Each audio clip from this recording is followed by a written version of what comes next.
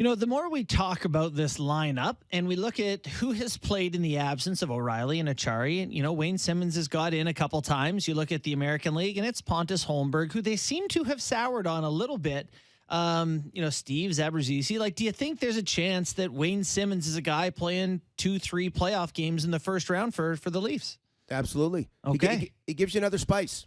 You get like people seem to get annoyed. It's like we in Toronto, you haven't moved forward because I didn't even know Wayne Simmonds was still there, and all of a sudden he plays. And that second game against Tampa Bay last year, he should have almost had a goal in the first period. Like if they would have got that first goal instead of Victor Hedman's getting the sneaky one with 7 or 8 seconds left, who knows? Then unfortunately, everyone remembers, he took an ill-advised penalty and Kyle Clifford took a terrible penalty and they were gone. But he gives you another spice. So I just, that toughness part used properly and that experience part as well, it could be something you're going to need. Gord, this time of year, for whatever reason, over the last few years, we've seen a power play head south real quick. And just watching the other night, any concerns at all against Florida where they go 0 for 4 at home?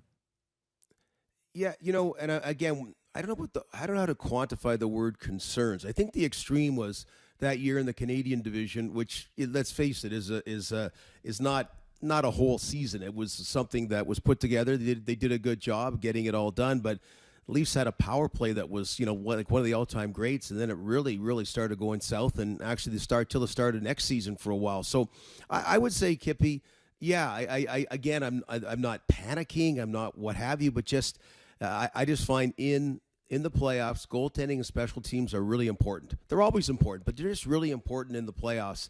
And so if that's something that hasn't always fired on the appropriate cylinders. So I got to say that if you want to use the word concerned or not, that's one of the things. I mean, it's been a great regular season, okay? But, are there little things because we have a history here of things not going well, especially how the playoffs end. So I will acknowledge that, yeah, I'd rather see it all firing on all cylinders, but I'd rather see it firing on all cylinders game number 83 than, game number whatever it is now, 73, 74, 75.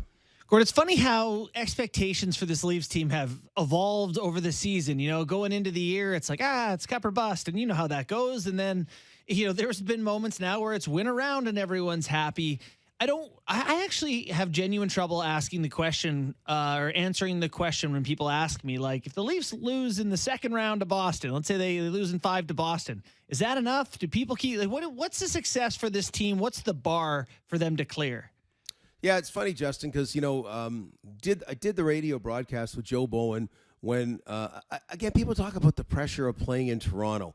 And then, Justin, the notoriety is the pressure. Just, you can't, constantly. And, of course, nowadays, hey, it's a whole different world with security and parking underground and all, all that as far as, walking out and going to Zellers when they open their new store and, right. It's back, being recognized. Baby. Yeah. So it's because you also get your butt kissed for very little when expectations are low. So there was that rally at City Hall, I think the only time in the history of mankind for a team that lost to the LA Kings in the conference final. It was a rally, just shy of what the Raptors had when they won a championship. There was a banner put up for the Norris Division champions, which even wasn't true because they didn't win the Norris Division in the regular season. But anyway, it just so much in 1993 because not much had happened. And we're kind of there again, So like one round and you get your butt kissed and all this stuff and 25-year extensions for Sheldon Keefe and Brendan Shanahan and everybody, so a lot of it, look what happened to Florida last year and look what happened to the Raptors that one year.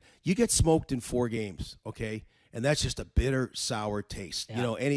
People keep forgetting the Florida Panthers did win 1 round of the playoffs last year, but it's how they went out. So you mentioned something in the second round about, if it's Boston, which it probably would be, and you get smoked, then it could be problematic. I do think if they win and compete in the second, that guys, and again, we're not out after people's jobs. So I would think that may be acceptable. Who knows? I don't know. The bigger body of work, though, Justin, it shouldn't be acceptable considering where we were 5-6 years ago and where we expected to be in 2023 and go, yippee-ki-yay, we've won 1 round. Let's, no, that's not where we expected to be.